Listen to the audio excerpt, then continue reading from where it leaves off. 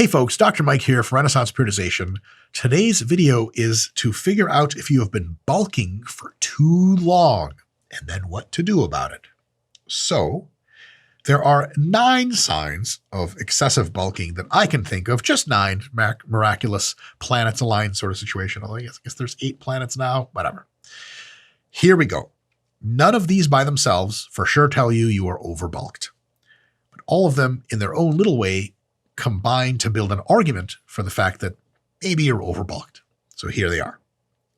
No particular order, they all matter. First, you have lower energy than usual, often due to a higher body weight. And by energy, I mean the ability to spring up and bounce around and get stuff done. If you normally have to take out your mail and then go drive to work and do this and do that, walk the dog, if you're huffing and puffing and you're dragging your feet because you weigh so much more than you used to, and you're kind of fat and out of shape, that's a sign that, gee whiz, it's maybe time to pull back on the bulk. Yes, as you grow over the years, you will get a little bit less mobile and a little bit less energy, but it's a sign that you've been bulking way too long in the past little bit because you've gained so much weight that it's physically slowing you down in a big, big way. Not just a little bit feeling your heavier weight, but like, holy shit, I'm not ready for this. Lower back is cramping, my calves are cramping, I can't barely walk around. It's too much. Next one. This is a big one. It's tough to get even very tasty food down, let alone be hungry. I've gone through periods of massing where for 8 weeks straight, I don't remember what hunger felt like. I don't wake up hungry. I don't go to bed hungry. Every single meal occurs before hunger signaling is telling me that I need to eat the next meal. I don't even know what hunger is like. That's okay if you're getting all your food down and everything's going great. But if someone's like, hey, do you want to eat pizza? And you're like, well, don't talk about pizza. And that happens all the time. You're like, but pizza's super tasty. What the hell are you going to be hungry for and interested in if it's not the tastiest food in the world? If your normal foods that you have, and pizza's of course just one of them, but if normal foods that you love, let's say you love sushi or you love burritos or you love ice cream or you love, sugar candy, kids junk food, and all of a sudden you're so massed out of your mind that you don't even like those things anymore, I feel like we're cramming a whole lot of nutrients down your gullet that you might not be processing super well. So that's another sign that maybe it's a bit too far. Number 3, if you back off and just eat like a protein sparing modified fast diet, like protein and veggies for a few meals a day for basically like a day or a few days, you instantly lose like 5 to 10 pounds of body water ASAP. That means you're normally stuffing yourself so much. Your body's kind of in like a chronic, slightly systemically inflamed state, holding onto a crap load of water. And as soon as you pull back on that, you lose a shitload of water weight all at the same time. That means you're pushing it really hard, which means it's maybe time to slow it down a bit. And to that end, when you do pull back and you eat very little, typically, let's say you're in the middle of a diet, fat loss diet. You pull back to just protein and veggies, like 1,000 calories a day. You're not going to feel better after 2 days. You're going to feel way worse. But you can tell if you're overmassed or just bulking for too long.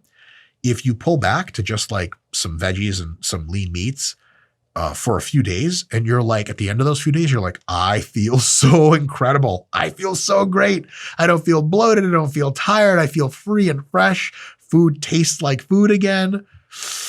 That means you probably have overdone it. If like basically a protein sparing modified fast feels better than not, you might be overdoing the bulk. Next, all of your daily meals you're trying to get in, you are so full when you're trying to fall asleep at night from your last meal and the one before that stacked under it, the one before that stacked under it in your GI tract, that you have a tough time falling asleep, or that sleep is disturbed. You wake up super hot at night, for example, actively digesting your food, which siphons off heat puts out heat. That's a sign that if you have to keep gaining weight, what the fuck are you supposed to do? Where do you add more food? You're already like, if we do the analogy of filling up your gas tank in the car, there's already fuel coming out of the fucking spigot where you put it in. You're like, there's nowhere left. There's nowhere left to put any more food. So much that I'm eating so much food that even by the time I'm supposed to be going to sleep, I'm having trouble digesting it and it's interfering with my sleep. That's kind of a hint to you, like maybe you're fine, but maybe it's time to do a fat loss phase or something to get rid of some of that excess weight so that you can eat a little less food and still successfully bulk. Point number 5, You are hot all the time. By itself, not a super concern, but a point you can combine with the others to sort of put in there and be like, okay, in the context of all of this, it makes sense. For example, if you are so other phenomena that are not by themselves instructive of anything, but in context are, if you are in a warehouse or something and there's a real serial killer on the loose, then you hear a female blood-curdling scream, it probably means that someone's dying, and either run towards them with a weapon or run or your bare hands or as fast as you can, or run away from the scene as fast as you can, so you assess the probability of you being the next person dies higher than you winning that confrontation with a serial killer. However, if you're in a haunted house on Halloween and you hear a blood-curdling scream, if you run away or try to kill someone, one of those, it's embarrassing and you're an idiot. And two, you're almost certainly going to get tried and convicted of assault and go to jail, because that scream doesn't mean anything. It means that you're in a haunted house, and that's just something they turn on with an audio file, and it's a woman screaming. It's fake. So if you're just getting hot in general, that doesn't mean anything. But if all of these other things are like lower energy than usual because you're fat as fuck, the protein only stuff makes you feel amazing, and you're also just running super hot where you're wearing like no clothes at all. You're in shorts in the winter and you're like, holy shit, it's so hot outside. People are like, it's 35 degrees. Are you out of your mind? That shows you your metabolism is operating at a sky high level, which is cool, unless you want to gain more weight and you have to operate sky high and eat even more food on top of that. But if point number 4 is true, that you have to eat so much food that you can't even fall asleep with too full a stomach, yeah, that's not a great sign, and it means you're probably towards the end of your bulking phase. Another one is, this is a big one. You look at your body and you kind of forget you're into physique training, or other people look at your body and they're like, oh, so you're like a power lifter? And you're like, bodybuilder. And they're like, yeah. Yeah, sure you are. You're not sure you have muscles underneath that. Like, what? Underneath what? Fat titties and fat forearms. I'm just kidding. But like, you're starting to look pretty ballooned out. Let's put it this way. There's no more clear abs if you ever used to have them, and you're actually pinching off some like stuff. Where it's all psychological at this point. It turns out that physiologically, even up to about 25% body fat for males and 30% for females, you are hormonally in a totally fine place to gain muscle and thus bulk. But aesthetically, if you're losing touch with anything that feels great to look at, it's probably tough to keep massing, and you should probably back off. For example, there's a situation where, of course, we don't always want to look our contest best. That's crazy. That's an insane person. But like, there's a peak mass where you don't have any striations or details. You don't have any veins showing clearly, but your physique looks round and bubbly and full. You still have a decent shape. Your abs are a little blurry, but your outline looks good. And you're like, fuck yeah, I'm a fucking mass monster. Like, that's totally cool. This is one level beyond that where you're like, do I lift weights or am I just a fat piece of shit? If you're getting to that point, you're for sure overbulked. Why do I bring this up? A lot of people do the dreamer bulk when they just start out, where they eat a ton of cookies and chocolate milk, which is all good, but they get so fat, they lose their passion for physique or just become to a point where they hate their bodies. You want to stop well before that. You want to stop your muscle gain phase when you're like, all right, I'm a little pudgy and this is the furthest I go. That's totally fine. That's the end of the road. Number 7, you get plateaus in lifting performance on anti-gravity exercises in which you have to support your load against gravity as well as do the thing. Deadlifts, squats, bent rows. Why? Because usually your lungs will give out or your lower back will give out because you're a fat, out of shape piece of shit and you gain weight way too fast. Now you're too fat and your body can't do that stuff anymore. This is a big one. If your training performance is starting to suffer, you are too fat. You are overbulked. You got there way too quick. You need to slow down how fast you get there or recycle back to get more fat off of your body. In your quest for bulking, you are not trying to get on a My 600 Pound Life TV show. You are always and everywhere a performance athlete. You're a bodybuilder, you're a powerlifter, you're a strongman. You're a recreational trainee who goes to the fucking gym and declares war on shit. You are not a person who is like, oh yeah, I would have done more, but my lower back. Like, what are you, some kind of fucking accountant? This is your first day at the gym? What are you talking about? If you're too out of shape to train, but the reason you got out of shape is because you're bulking to make your training better, doesn't add up. You went too far and it's time to come back. Number 8, on average, if you've been bulking longer than 16 weeks at a time, all of these things are just a higher likelihood of happening.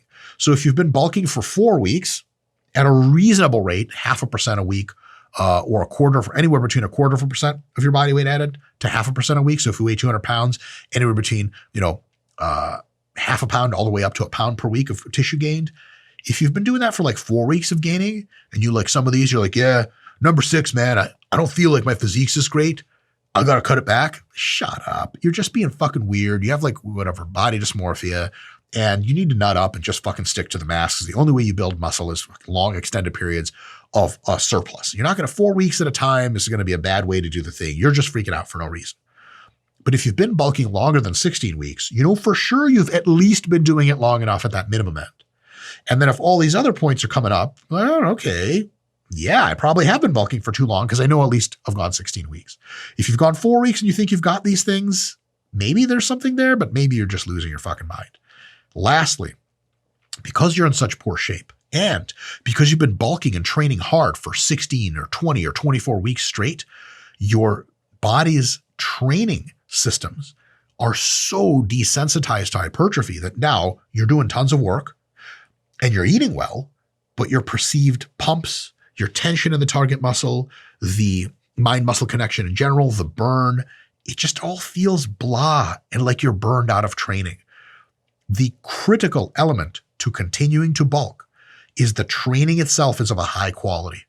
If the training itself is fucking great and your body looks and performs normally, you can continue to bulk. But if you are so tired of hard training, overreached, that you cannot continue anymore with high quality training, why would you want to use low quality training and bulk off of that unless it was to make your life more difficult for no reason and also just get fatter? Because if the training is low quality, the amount of stimulus for hypertrophy it pushes in is less. But if the total calories coming in are still the same, the fraction of muscle built declines, the fraction of fat built grows. You don't want that sort of thing. You don't want to have to answer the question of like, hey, how's your mass going? You're like, yeah, man, shitty fucking training lately, but at least I'm getting fatter. So it's like, okay, what? Did I hear that right? You don't want to be that person. So if your training is going like shit and all those other things are going off, it's time to peel it back, which means you fix it, which asks the question of how. And it's really quite simple. First, my big recommendation is to take an active rest phase after for about 2 weeks.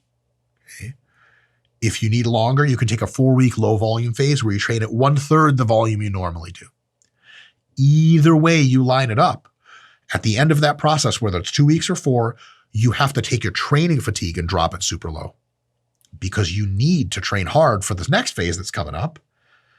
And you can't just transition to completely beat to shit on a muscle gain phase, transition to a fat loss phase where you get rid of the fat, but you're still beat to shit. We need to cool off. Is taking an active rest when you're fat fun? No, because then at the end of 2 weeks, you're at a gas station and someone's like, hey, you ever think of training? And you're like, yes, I train. And they're like, really? When's the last time you trained? You're like, 2 weeks ago. And they're like, oh, so you quit? You're like, no, fuck. They're like, well, it looks like you don't train. You're like, I don't train. That's why I'm doing this active rest, so that I can get rid of the fatigue, that I can get a fat loss diet going, so that I can look like I train, so that I can come back in this gas station and throw one of them fucking patties off that roll of shit right in your face, motherfucker. And they're like, oh, wow, you're really jacked. You're like, success. That's what you want. So you have to take a step back before you take them forward. You can try doing this another way, where you're super fatigued on training and you just keep training through a cut. It will lead to not good things. You will get too fatigued, you get hurt, your muscles get smaller, all this other bad stuff. So once you have reduced with a 2 to 4 week low volume phase, all of your training fatigue, the next thing is you take 8 to 12 weeks and go into fat loss mode. Fat loss dieting. Now, I'm not saying mini cut. Why? Mini cut is not for when you are excessively overbulked. Mini cut is when you've had a good string of bulking, but the sensitivity is getting a little low. Then you shed some weight, resensitize, and go again. This is when you've just had enough bulking. No bulking for the foreseeable future because you're really way too fat, really not hungry enough. It's nothing a mini cut can solve. So think of it this way. A mini cut's like a weekend, and this thing we're doing now, the real cut, is like a 2-week vacation. One of them simply refreshes you at a much deeper level. 8 to 12 weeks in a fat loss phase, That could be enough to where you're lean enough and sensitive enough to where like, yes, fuck yes, I'm hungry again. I'm excited about training again. My pumps are fucking awesome again. As soon as I get these carbs in, it's great. At the end of that fat loss phase, you maybe take 2 weeks of active rest again, or just get right back into bulking. You'll be good for a while. Could be though, after that 8 to 12 weeks of fat loss, you check to see if you're hungry and excited to mass again, and if you look good again, and you're like, honestly, no, and no worries. Take 4 weeks of maintenance training and maintenance eating to really bring down the fatigue. Even just a 2-week active rest can work. And then another 8 to 12 weeks of fat loss dieting towards the end of that second phase. And maybe I'll take a third and maybe I'll take a fourth, unlikely. 1 or 2 of those 8 to 12 week phases will drop you down by, 5 to 10% body fat. You're going to feel leaner.